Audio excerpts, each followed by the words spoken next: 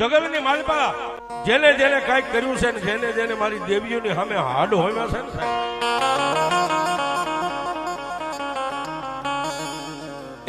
એના મારી ભગવતીઓએ અમર ઇતિહાસના ચોપડાની માલપા નામ અમર બનાવી દીધા છે.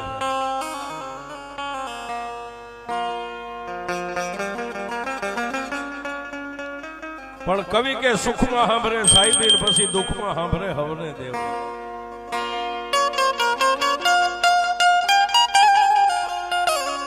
આજનો પ્રસંગ અને ગામના ટીમાની માથે મકવાણા પરિવારની માલપા આજે 3.5 દિવસનો માંડવો છેલ્લો દિવસ છે. અને જેને હૃદયના દરવાજા ખોલીને માને યાદ કરીને પછી સાહેબ ચામુંડા હોય, મોમાય હોય, ખોડિયાર હોય, બૂટ હોય, મેલડી હોય, પણ જેને હૃદયના દરવાજા ખોલીને માને યાદ કરી છે ને એની વારે માતાજી ચોક્કસ આવે આવે આવે ને આવે સાહેબ.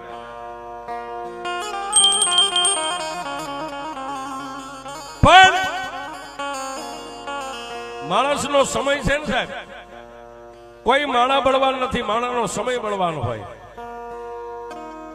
કોઈ માણાને નાચવાનો શોખ નથી, પણ માણાનો સમય માણાને નચાવે છે.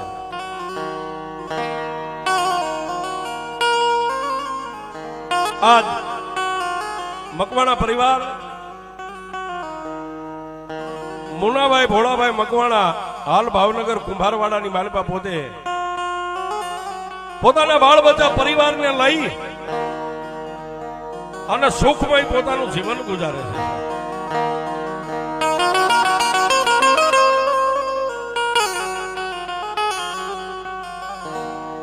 મુનાભાઈ પોતાના ધર્મપત્ની ઉષાબેન, ભોળાભાઈ, નિલેશભાઈ, જકલબેન, એ સાહેબ એક નાનો એવો પંખીના માળા જેવડો પરિવાર. પણ આ પરિવારની માથે જેથી દુઃખના ઓળા ઉતર્યા ને સાહેબ, દુઃખ કોઈના ઘરે હાકળ ખખડાવી ન આવે. માણસ માત્રના ઘરે દુઃખ આવે એની કોઈ ડેટ નો હોય, કોઈ તારીખ નો હોય કે 2 દી પહેલા તમારી હાકળ નો ખખડે તારા ઘરે કાલને પ્રમથી દુઃખ આવવાનું.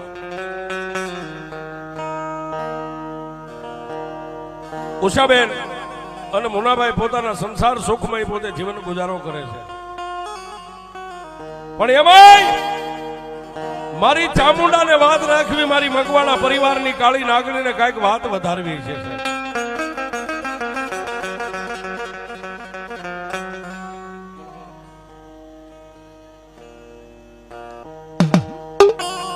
પડી ઉષાબેન અને મુનાભાઈના સંસાર સુખની માલપા મારી ચામુંડાએ જેને દૂધ જેવો દીકરો આપ્યો છે સાહેબ. દીકરો રાતે નો વધે એટલો દિવસે વધે, દિવસે નો વધે એટલો રાતે વધે.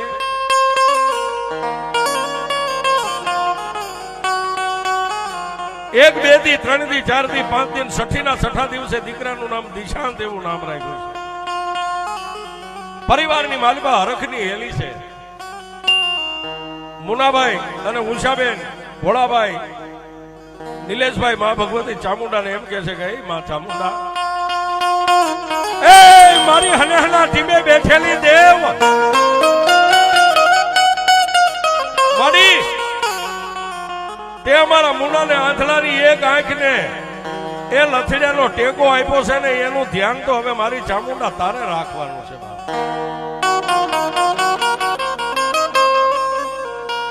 દિવસો માથે દિવસો મારી ચામુંડા વીતવા મીડ્યા. આ દિશા મારી ચામુંડાની જેને માથે 4 હાથની છાયા છે. દીકરો રાતે નો વધે એટલો દિવસે વધે, દિવસે નો વધે એટલો રાતે વધે. અઠવાડિયાની માથે મહિના, 1 મહિનો, 2 મહિના, 3 મહિના, 4, 5 ને 6 મહિના વીતી ગયા છે. અને 7મો મહિનો બેઠો બાપ, ત્યારે એક ના એક દીકરાની માથે એમ કહેવાય કે માંદગી જયારે પોતાના દેહને ભયડો લઈ ગઈ ને સાહેબ, મુનાભાઈ ઉષાબેન પોતાના બાળુના રાજાને લઈ અને ભાવેણા કહેતા ગોહિલવાડની ધરતી ભાવનગરની હોસ્પિટલના પગથિયા જેથી ચડ્યા છે સાહેબ, એ ધીમે ધીમે એક પછી એક પગથિયું ચડે અને મુનાભાઈ મારી 20 ભુજાળી 2 મુખવાળી મારી હનેહના ટીમે બેઠેલી ચામુંડાની યાદ કરે બા. કોઈ માણસને પોતાના ભાઈઓનું બળ હોય, કોઈ માણસને પોતાની કદાચ ખાખી વર્ધી હોય એનું પાવર હોય, અને કોઈને રૂપિયાનો પાવર હોય છે. પણ રૂપિયા સમય આવે ને ત્યારે રૂપિયા કાયમ નો આવે, ભાઈઓ કાયમ નો આવે સાહેબ, ખાખી વર્ધી કાયમ નો આવે. અને અમે તો કાયમ કહી છીએ કે બળ રાખો ને સાહેબ, પાવર થી જીવો ને તો મઠમાં બેઠેલી તમારા બાપની દેવીના પાવરે જીવજો સાહેબ, ઈ ગમે ત્યારે તમને કાયમ આવશે.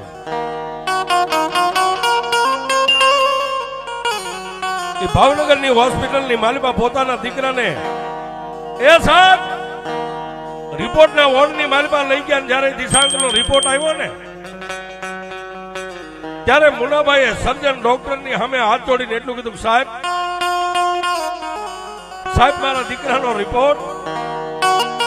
સાહેબ એ 7 મહિનાનો બાલુડો રાજા છે, એને દુનિયાની હજી ભાન નથી. પણ ડોક્ટરે સાહેબ મશીનની માલપાથી રિપોર્ટ નીકળ્યા, રિપોર્ટને આમ નજર કરીને જોયા ને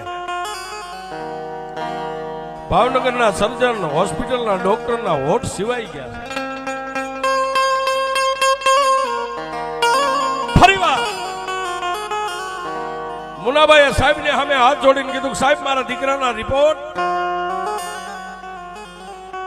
તેથી મુનાભાઈને એટલું કીધું કે સાહેબ ભાઈ આ તમારા ધર્મપત્ની રહીને બાળકને દઈ દો, ખોળામાં લઈને બહાર વ્યા જાય.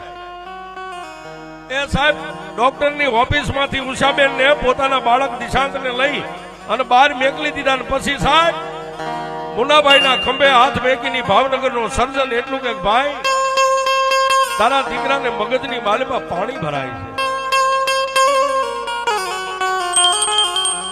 મગજની માલમાં પાણી ભરાય છે, જો પાણી ખેંચાવવું હોય ને તો 1.5 લાખ રૂપિયાનો ખર્ચ થાય. પણ એકવાર ખેંચે દીકરાનું શરીર સારું થઈ જાય એવો હું દાવો નથી કરતો. તો દીકરાને દર 6 મહિને પાણી ખેંચાવવું પડે. ત્યારે સાહેબ એ ભાવનગરની હોસ્પિટલની માલિકા મારા મુનાભાઈના પગ તળેથી જમીન મળી ગઈ ખાવા. પોતે 2 આંખોને બંધ કરી અને હનેના ટીમે બેઠેલી મારી મકવાણાની ચામુંડાની યાદ કરી ગઈ.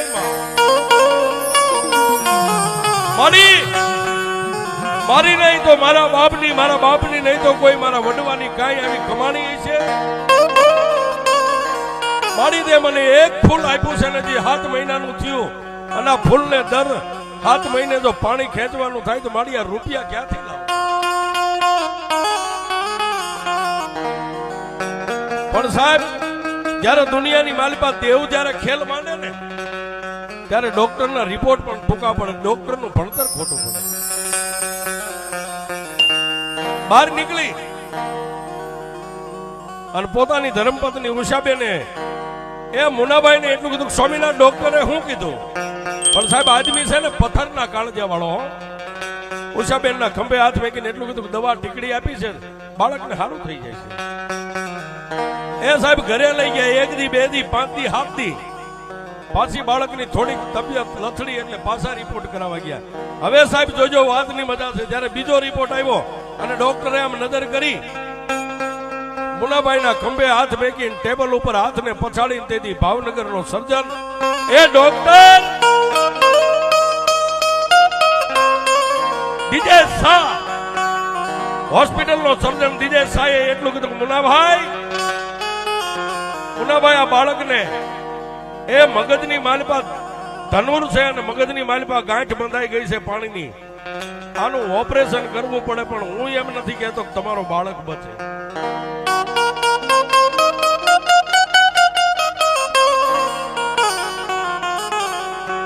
સાહેબ ભાવેણાનો ડોક્ટર દિજેશ શાહ એમ કે આ ફાઇલ માંથી કદાચ તમે સહી કરી દો અને બાળકનું ઓપરેશન કરું, પણ હું દાવો નથી કરતો કે આટલા રૂપિયા ખર્ચે તમારો દિજેશ બચી જાય, તમારો બાળક બચી જાય.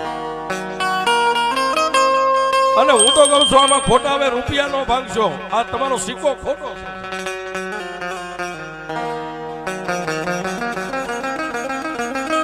હોસ્પિટલની માલમાં બાળકને દાખલ કર્યો છે ને એક બાજુ ઘરેથી સાહેબ અત્યારે ફોનની દુનિયા, ફોન ઉપર ફોન આવે, બાળકનો રિપોર્ટ શું છે, બાળકની તબિયત કેમ છે. પણ પછી તો સાહેબ મુનાભાઈને હવે એમ થઈ ગયું કે હવે ચોરી કેટલાક દી રાખવી. ઘરના એક સભ્યને કીધું બાળકને મગજની માલપા ગાંઠ છે. આહા. અને દીજે શાહ ડોક્ટરના સર્જને એટલું કીધું છે કે આટલા રૂપિયા ખર્ચે તમારો દિશાંત બચે કે ન બચે એનો હું દાવો નથી કરતો. સાહેબ જેની માથે આ રાજ પડી હોય એને ખબર હોય, આપણે તો કદાચ સાંભળી લઈ, પણ જેથી બાળક હોસ્પિટલમાં છે ને એના ઘરનાની માથે દુઃખની રાજ પડી છે ને. સાહેબ જન્મ દેનારી જનેતા રોવે, એ પોતાના દાદા ભોળાભાઈ રોવે, પોતાનો બાપ હોસ્પિટલની માલપા રોવે. તેથી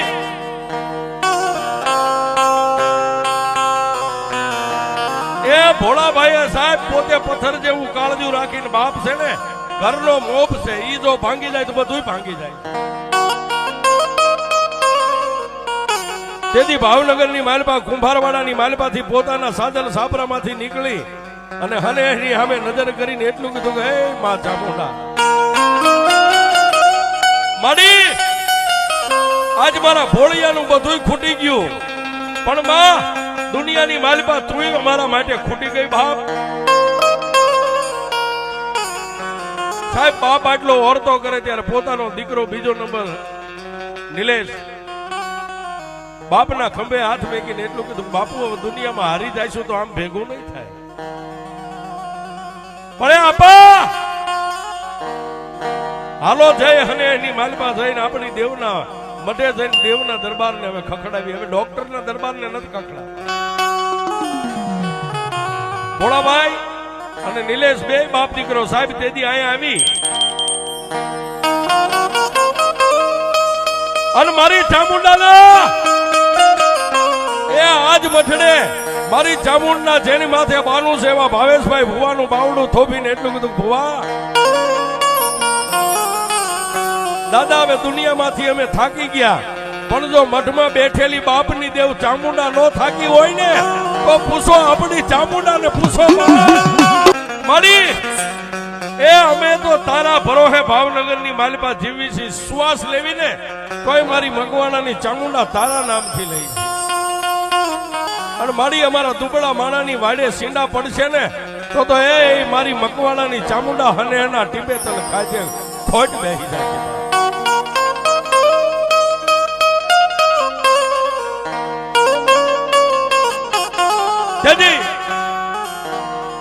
ભાવેશભાઈ અમારે ભુવા દાદા માતાજીનો પાઠ માંડે, હાથની માલપા ઝારીની સપટી લઈને મારી ચામુંડાની સામે જોઈને એટલું કીધું કે એ મારી હજી બે કેસ તો ઉભા છે ને આ ત્રીજો કેસ આવ્યો મારી ચામુંડા દુનિયામાં. એ મારી તારી સિવાય અમારી ફરિયાદ કોણ સાંભળે?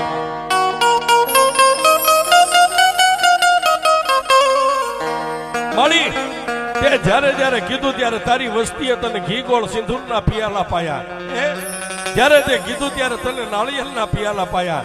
અને એ દેવી આટલું કરતા તું નો ધરાણી આજ મારી વસ્તીની માથે ઉતરી ગઈ બાપ.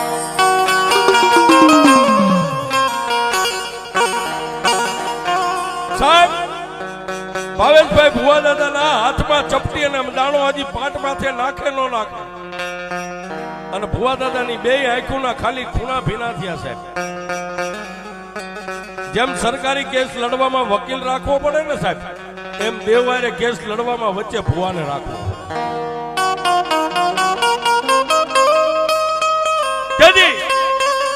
એ ભાવેશભાઈ ભુવાની આંખોના ખૂણા ભીના થયા અને બે આંખમાંથી આહુડું આમ વહેતું થયું, ગાલ ઉપર ગાલેથી દાઢીએ અને આહુડાને એમ થયું ચામુંડા બોલે ઈ પેલા હું મઠની માલિપા પડી જાઉં.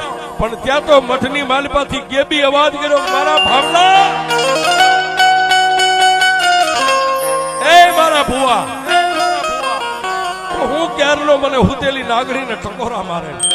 હે એ એક હોય બે હોય કે ત્રણ હોય તરી હોય, એ ત્રણેય કેસ ભેગી દે મારી કોર્ટની માલપા અને તારી દાઢીએથી આહુડું પડે ઈ પેલા તો હનેની માલપાથી વેતી થઈ અને દીજે સાની હોસ્પિટલના પગથિયા ચડી જાવ તારી ચામુંડા